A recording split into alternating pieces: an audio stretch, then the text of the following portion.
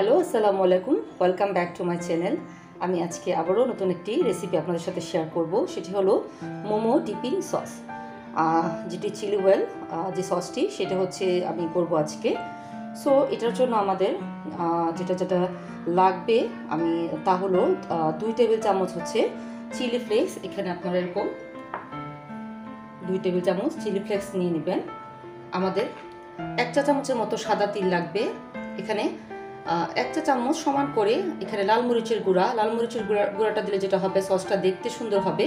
কিছুটা spring onion আর এখানে কিছুটা চিনি। যারা একটু বেশি টক টাইপের খেতে চান, ঝাল খেতে চান, তারা চাইলে চিনিটা নাও দিতে পারেন, বাট আমরা একটু টক মিষ্টি ঝাল পছন্দ করি। আর আমাদের লাগবে হচ্ছে অ্যাপেল সাইডার ভিনিগার। আপনারা যদি রাইস ভিনিগারটা থাকে, আমি আসলে বাংলাদেশে এখন পর্যন্ত রাইস ভিনিগারটা কোথাও খুঁজে পাইনি। সো এখানে কিন্তু একদম সাদা যে ভিনিগারটা কিন্তু একদমই দেওয়া যাবে না, ওটাতে কিন্তু টকের পরিমাণটা বেশি থাকে, ঝাঁজ বেশি থাকে। যদি আপনাদের হচ্ছে রাইস ভিনিগারটা না পান, দেন হচ্ছে আপনারা অবশ্যই অ্যাপেল সাইডার ভিনিগারটা দিবেন। কোনো অবস্থায় কিন্তু সাদা সিরকা সেটা দেওয়া যাবে না। আর লাগবে হচ্ছে এখানে লাইট সয়া সস, ম্যাগির বা আপনার যে কোনো ব্র্যান্ডের ব্যবহার করতে পারেন। আর আমাদের কয়েক ফোঁটা সিসিমি অয়েল লাগবে। সো খুবই সোজা হচ্ছে এই চিলি অয়েলটা বানানো। আর কিনতে গেলে কিন্তু সেটা আমাদের অনেক টাকা বেশি দিয়ে কিন্তু কিনতে হয়। সো চলুন হচ্ছে আমরা মোমোর এই ডিপিং সসটা কিভাবে করব সে প্রণালীতে চলে যাই। আমরা কিছুটা তেল, এখানে হচ্ছে 8 টেবিল চামচের মতো, বা এখানে হাফ কাপের মতো হচ্ছে নর্মাল সয়াবিন তেল আমি এখানে গরম হতে দিয়ে দিলাম।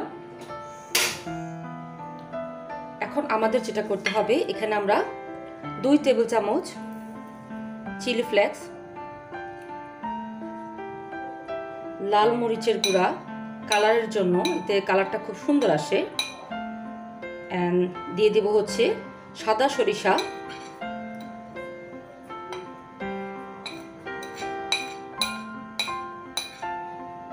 আর চিনিটা আপনারা এখনও দিতে পারেন, চাইলে চিনিটা পরেও দিতে পারেন। আমি চিনিটা পরে দিচ্ছি। তেলটা গরম হওয়ার জন্য অপেক্ষা করছি। এখানে কিন্তু মোটামুটি ভালোই গরম তেল দিতে হবে।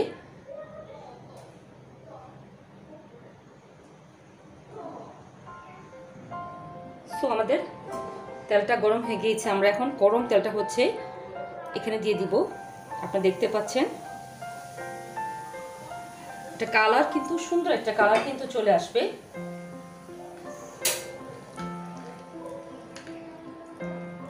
এটি দিয়ে কিন্তু আপনারা বিভিন্ন ধরনের এই সসটা দিয়ে ফ্রাইড চিকেন খেতে পারবেন, তারপর বিভিন্ন ধরনের আপনারা পাকোড়া টাইপেরও খেতে পারবেন, ডাম্পলিং খেতে পারবেন, বিভিন্ন কাজে চিলি ওয়েলটা আমাদের এখন যে জিনিসটা হলো সেটা হচ্ছে চিলি ওয়েল। তো এটা কিন্তু আপনারা যে কোনো ফুডের মধ্যে কিন্তু ছেঁকে একটা বোতলে করে কিন্তু ফ্রিজে রেখে অনেকদিন পর্যন্ত কিন্তু খেতে পারছেন। এরকম চিলি ওয়েলগুলো কিনতে গেলে কিন্তু অনেক টাকা বেশি দিয়ে আমাদের কিনতে হয়। সো একটু ঠান্ডা হওয়ার জন্য আমি অপেক্ষা করব। এতে যেটা হবে, সাদা তিলের যে ফ্লেভারটা সেটাও আসবে, আর হচ্ছে চিলি ফ্লেক্স থেকে হচ্ছে এখানে মরিচের যে ঝালটা সেটাও কিন্তু তেলের মধ্যে কিন্তু বের হবে। সো আমরা ঠান্ডা হওয়ার জন্য অপেক্ষা করছি। আমাদের সসটা ঠান্ডা হয়ে গিয়েছে। আমরা এখন চিলি ওয়েল দিয়ে কিভাবে একটি ডাম্পলিং সস তৈরি করব আপনাদের সেটি দেখাচ্ছি। আমরা হচ্ছে এখানে নিয়ে নিব হচ্ছে 2 টেবিল চামচ হচ্ছে লাইট সয়া সস,